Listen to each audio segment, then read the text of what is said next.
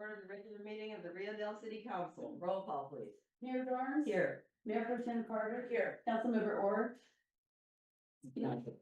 Councilmember Wilson. Here. Councilmember Woodall. Here. Please stand for the pledge. I pledge allegiance to the flag of the United States of America and to the republic for which it stands, one nation, under God, indivisible, with liberty and justice for all. Public presentations. This is the time for persons who wish to address the council on any matter not on this agenda and over which the council has jurisdiction. As such, a dialogue with the council or staff is not allowed under the Rowland-Brown Act. Items requiring council actions not listed on this agenda may be placed on the next regular agenda for consideration if the council directs, unless a finding is made by at least 2/3 of the council that the item came up after the agenda was posted and is of an urgency nature requiring immediate action. Please limit comments to a maximum of 3 minutes. Any hands raised? Any hands? No one here. I will close public presentations. Is there anyone on council who would like to remove an item from the consent calendar? Okay, is there a motion to approve the consent? So moved. Motion, is there a second? I have a motion to second. Motion carries 4-0. Reports and staff communications, page 21 in our packets. City manager. Thank you, Mayor Garnes, members of the council. So I attended a SCORE board meeting. And SCORE is our risk management group back on June 20th. And just a particular note, SCORE is undergoing research for something called parametric earthquake insurance, which is a type of insurance contract that insures a policyholder against the occurrence of a specific event by paying a set amount based on the magnitude of the event as scientifically measured. So it has some predetermined triggers, which would be in this particular case, ground acceleration data, of which we do have a ground monitoring station here in Rio Dell. And as the council is well aware, our earthquake events from the end of 22 had apparently the 3rd highest ground acceleration recorded in entire state history. So some of the advantages of parametric earthquake insurance are a very quick payout. So the scientific data on the ground acceleration is readily available within 30 days. Payment could be made to the city using objective, science, not necessarily just a magnitude Richter scale piece of data. So some of the advantages of that are for covering immediate expenses, business interruption, so kind of similar to business interruption insurance. And so it also wouldn't count against any, if you have traditional earthquake insurance, it counts against your reimbursement from FEMA or CDAA. So this could be a useful tool in the future, particularly given our more recent events. And then I also just wanted to state that we do have kind of 2 big projects going on in town right now. One is our water project, which we'll talk about next. And then we also have NorCal Pipes in town doing cammering and cleaning of our wastewater collection system. And so they'll be out of here in the next couple of days, but there, have been, confusion over, dirty water and whether that's from the NorCal pipes or whether that's from the water pipe replacement. Often, in a lot of cases, it's going to be related to the wall and construction water pipe replacement, because there's still a lot of manganese in some of the legacy lines that ends up getting washed into the system. But there are homes that do have bubbling toilets as NorCal Pipes goes through, and that's a sign for the neighbors for the residents there that they may not have backflow prevention device, and that's really a legal requirement for them to obtain for their property, and definitely in their best interest to do so. So with that, I will go ahead and return it back to the council for any questions or comments for staff. Thank you, City Manager. Mayor Pro Tem? No questions, but zero of all animals, right? No animals to Miranda's rescue this time. It's a victory. It's great. Thank you to you and to all of city staff, and as usual, just really very appreciative for you guys. And that is it for me. Thank you, Councilmember Wilson. Yes, only, I just had a question on the ground acceleration thing. You said that we get the highest rating in the state or something. Very nice. What is that, how fast the ground moves? Yeah, how fast the ground moves.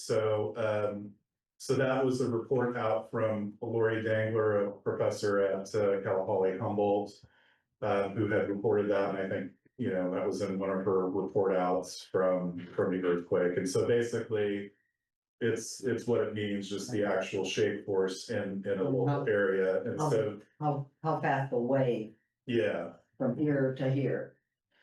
Yeah, and so you traditionally, you look at the epicenter, and there's, on TV, a big radius, a perfect circle.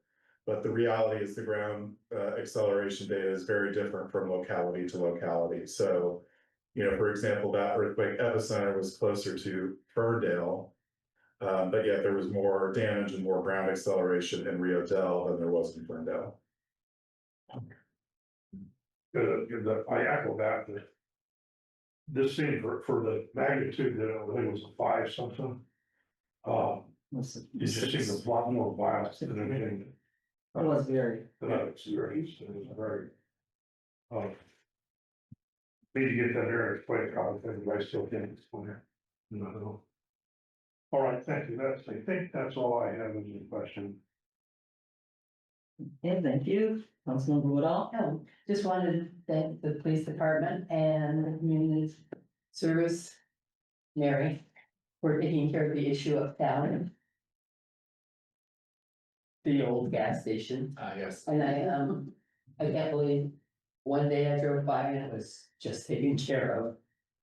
hopefully we stay on track with that. But it amazed me. Thank you for doing that. And that's all. I just appreciate it. It really helped. And I just wondered, Kevin, what the open refer Margot Properties BDU CUP identified 300s, what is that? What is that thing? The 300s, The whole sentence, the open refer, open up the file, they made application for a BDU in okay. the Courier Building, Uh-huh. called the Marlboro Building. Mhm. At the very end. it's- Yeah, vacation dwelling unit, Mhm. and basically you refer it to our referral agencies, the police department, public works gets one. The health department, we have a standard list, fish and game, regional water quality control board. Okay. To see if anybody has any comments on it, every discretionary project that we open, we refer to a list of agencies. Oh, okay. And 300s, that actually refers to properties within 300 feet.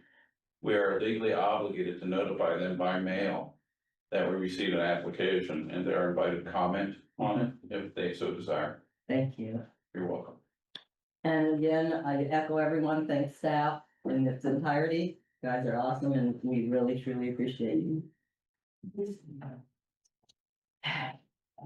No public comment, any hands raised, any emails? Nope. Okay, and we will move on to special call items. Receive update from GHD on the water capital improvement project and authorize city manager to execute change order number 4. Thank you, Mayor Garnes, members of the council. We do have Michelle Davidson on the line, who I'll turn over to here in just a second to fill in where I'm missing out, but so our water project is continuing to progress with lawn construction, having worked on Bellevue. They're working on Ash right now, and Ogle soon, and then they'll be moving to Monument as well as a number of other streets. And so we've had so far 3 different change orders with a net reduction in construction cost. And then, really just the main one is change order 4. And I wanted to bring this to the council's attention just because it is a material change in the project. And, just to, because further on down the road, this may be, need more, or would be important context to future decisions for the council to make. But basically in this project budget, there's about $1 million set aside in contingency, pretty standard for a construction project of this size. And with that, we will be, taking roughly 36% of it towards this particular issue, which basically stems from necessary tank design changes that occurred after the bids went out. So there were changes in the parameters that the state would allow for the construction of the water tanks. That has to be taller, basically, because there's sloshing issues related to earthquakes and whatnot. And so the tank would have to be basically a little slightly larger in diameter and then taller in size. And there is and the change order attached, which is for $363,000, would basically cover those changes for the tank project. And so there is supporting documentation attached to help provide a little bit of context for the changes and how they came about. And we are recommending to go ahead and approve change order 4.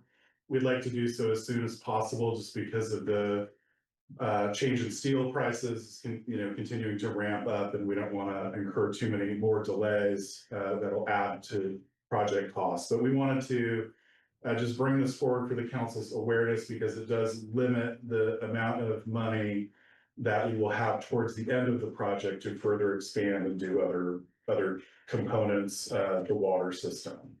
And so with that, and then just the other thing was to provide the context of why people are opening up their taps and getting a lot of dirty water, and some of the limitations on how we have to close off large segments of town in order to work on relatively small segments of the water system, providing opportunity for the council to ask any questions of staff or of the engineers on that. So with that, I'd like to ask Michelle to unmute and just fill in if I missed any gaps, and just provide an overall update. Yeah, thanks so much, Kyle. I think you covered the main key points, but just a little recap. So essentially, the seismic design parameters and standards changed after the plans were initially developed, and hence that's why it's necessary now to have the tank supplier update the design after the bids were received. One of the major components is actually thicker gauge steel.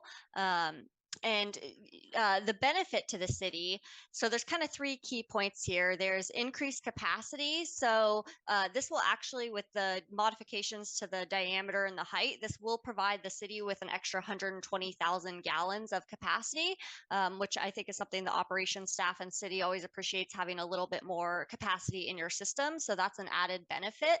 And then some cost efficiency here. So the bid cost per gallon for a 500,000 gallon tank, which was the bid tank size, is about $3.43 a gallon. Not including the necessary seismic upgrades. And then to include this additional 120,000 gallons of capacity, the price for that would actually be about $3.03 a gallon, so a little bit less per gallon. So, it's never going to be more cost effective than it is now to add in this extra capacity. And it also resolves the seismic design parameters changing through time, from when the project geotechnical report was originally drafted to the time when we got a contractor on board.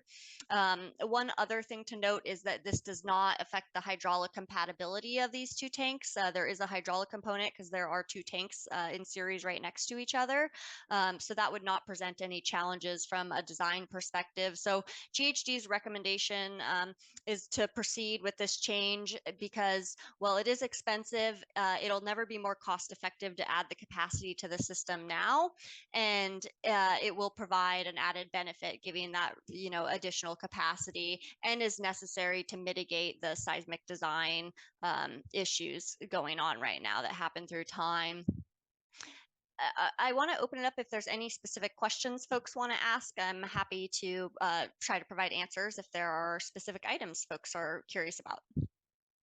Okay, thank you for being here and thank you for the further explanation. It's appreciated. Mayor Pro Tem?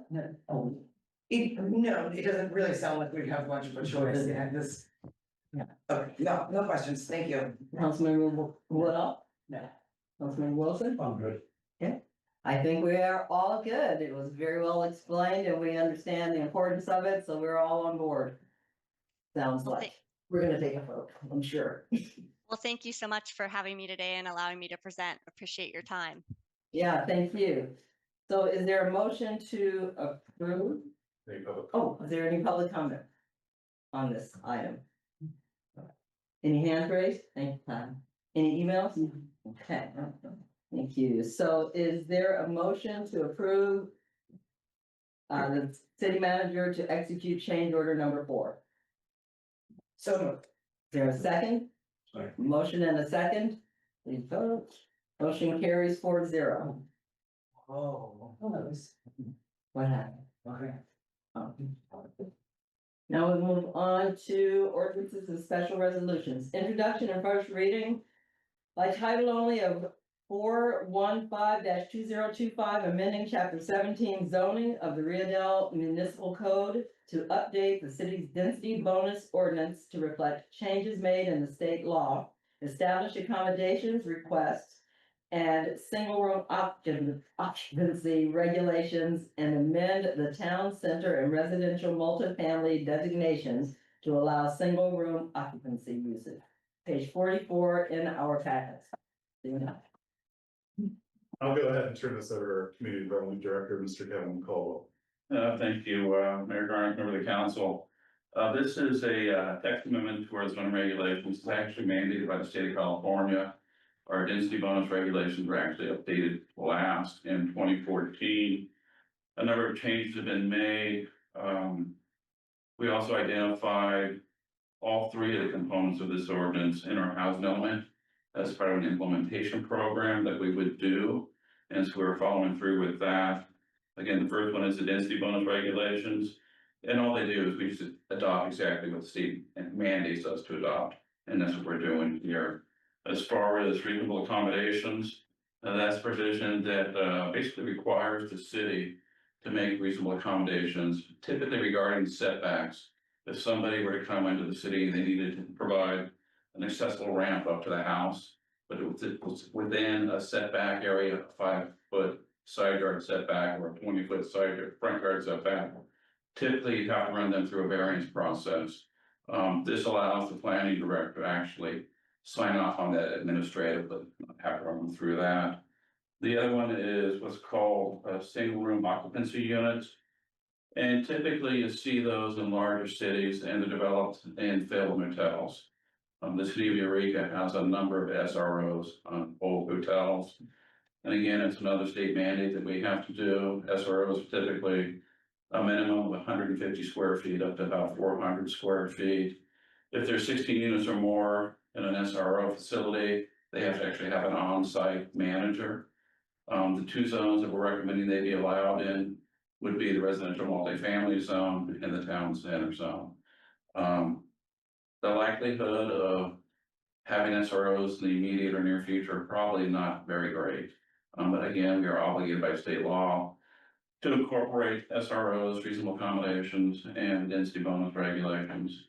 And that's pretty much it. Again, these are housing element implementation programs we told the state we would do, and we're following through with what we told them what we're going to do. So with that, I would recommend that the city council open up public hearing, take any comments you may receive, and then continue the second reading and approval to your meeting of July 15th. Thank you. Councilmember Woodall, any questions?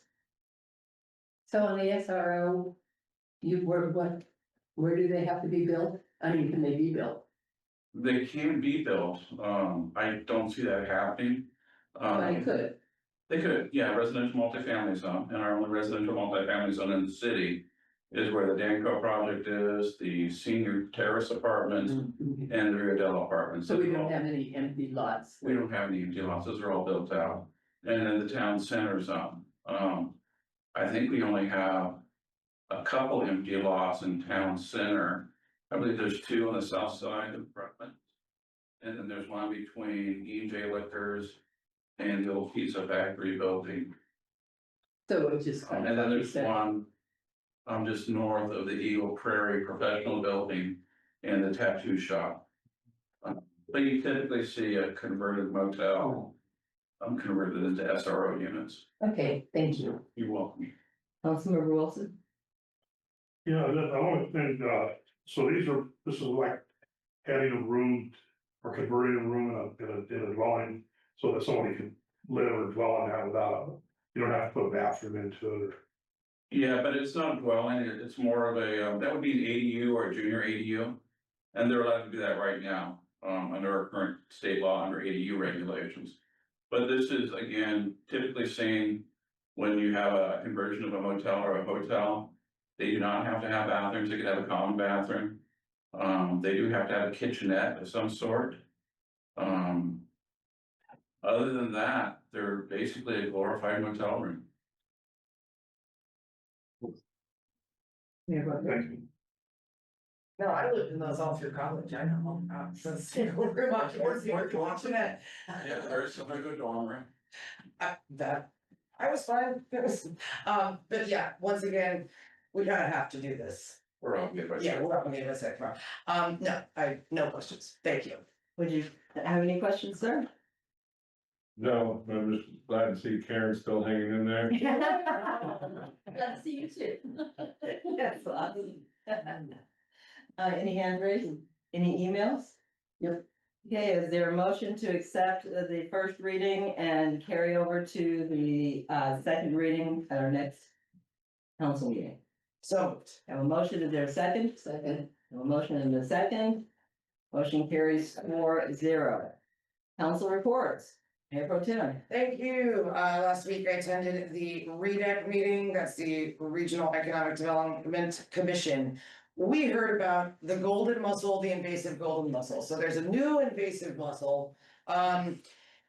That's been from Southeast Asia, but is now currently in the Bay Area, and we fear spreading north and south through river systems and whatnot. The biggest risk that we have here would be Ruth Lake, where everybody takes their boats to everywhere and then takes them to Ruth Lake. So, the only reason I bring it up, and I think the only reason they were there was to spread the word about the extra inspection stations that will likely end up at the recreational facilities in Ruth Lake. With the closure on Highway 36, I don't know how that's gonna affect traffic, but they are making many efforts to not just let people in the water willy-nilly. They have to go through these rigorous inspection stations, and there's ways to get around it, but those are also significant. So if anybody listening is a recreational boater, be aware that Ruth Lake's not, you gotta get inspected. The river was popular this weekend. Really popular. I was down there Saturday and Sunday, and what I'm doing is hanging out and swimming, but I'm also listening to what I hear when I'm down there. And what I heard a lot of was people show up, get out of the car with their friends and say, "Oh my God, this is great. I never knew this was here. This is amazing. It's beautiful," and so it's just really nice to hear people kind of finally starting to discover us a little bit.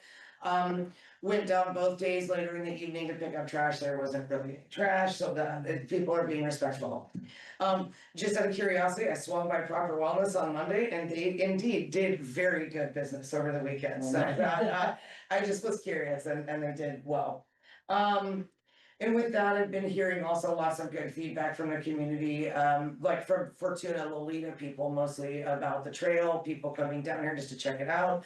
And then realizing they could put their kayak in right there because they didn't know that before. And so I think we've got some momentum right now, and whatever we can do to keep that going is going to be important. But always lovely to hear really good things about Rio Dell. So wanted to share, that's it.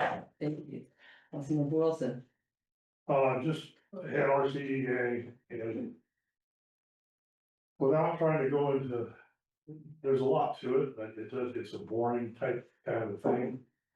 They're doing more where they added the two tribes to the system. They wanted to bring in a thing and let them vote on the CCA process, which is kind of which is the state says you can't get a city or county in order to vote on the rules. You actually have two JPAs. You have the CCA, which is the one that regulates the bill that you get in your PG, if you get your PG&E bill, they have just gone all paperless. And then the other businesses stuff that they do. And so there's a discrepancy whether or not that's legal. And so they add a resolution. If you're interested, you can go online and read the resolution. It's not gonna change your life if you don't. But that's all I would have. Okay, thank you. Councilmember Woodall. Yeah, just some things happening around town. The fire department's really going to town. They're painting, I noticed today they're painting the library. It's been a long time. Yeah, The bocce ball courts are coming along great and they're selling fireworks, so we should all support those. Downtown, the new little shop right next to the barber shop is called Emerald Z. They're having their grand opening on the 5th at 1 o'clock. And it's kind of a cute little place. On one side, it has a nice little gift shop, and on the other side, she has a game shop where the kids could come in and play games, board games, and then there's a few other games. And it doesn't cost, and she said that like parents have been bringing in some of their kids and playing games. And I've been seeing bicycles out front, the kids have been in, so that's a nice thing for the community to have something down at that end. And another thing, the people have really been working on cutting their weeds down. I mean, I've seen a big push. And that's about it. It's a good thing. Oh, one other thing, since you mentioned it, I was down at the dispensary. And a lady was buying things and she said, I live in Fortuna, and she said, they've let their medians completely go brown. And she said it was so nice coming through Rio Dell and seeing all the green and the trees. And another one thing, since you brought up the park, is we were having lunch at DJ's and so people came in to have lunch. And I said, oh, where are you from? And they were from Fortuna, but they had come down especially to have lunch and walk the new trail. Yes. They had heard about it. So things are going good. Yeah. And that's it. Thank you. And just on the tag on to that, they did the Lost Coast and Red-Headed Black Belt. Caltrans dropped a video and it's gotten a lot of reviews. I mean, people watched it and I've heard very positive things about people coming down from outside of Rio Dell. You hardly ever hear going down just to see what's going on at the trail and then discovering, oh, there's way down to the river. And so that's really been nice. I went to the opening of the Humboldt Bay Trail, which the opening goes, the trail goes from just north of the Adorney Center to the Arcata Marsh. And it was a big to do, and people were very happy about it. There was a lot of people. There were tons of people just there at the celebration, and then there were just tons of people on the trail walking, riding their bikes, families. So that was really good for them, and that was a very positive thing, and that'll be a part of the Great Redwood Trail. We will be a spur of the Great Redwood Trail, and so it's just all positive trail stuff right now. And RCEA will be releasing their next electric bike voucher program in the next 2 weeks or so. Nice. So tell people to check out RCA's website if they want a voucher, if they want to apply for a voucher, that it was gonna drop in the next 2 weeks. So, and I spent some time with Senator McGuire just as a reporting out thing, and, went to a Crabs game, and he's still very enthusiastic about Rio Dell and very hopeful that things will work out. So, that's my report. And so I guess I will ask for a motion to adjourn. So moved. Yay, and is there a second? Yeah. Okay, motion to adjourn.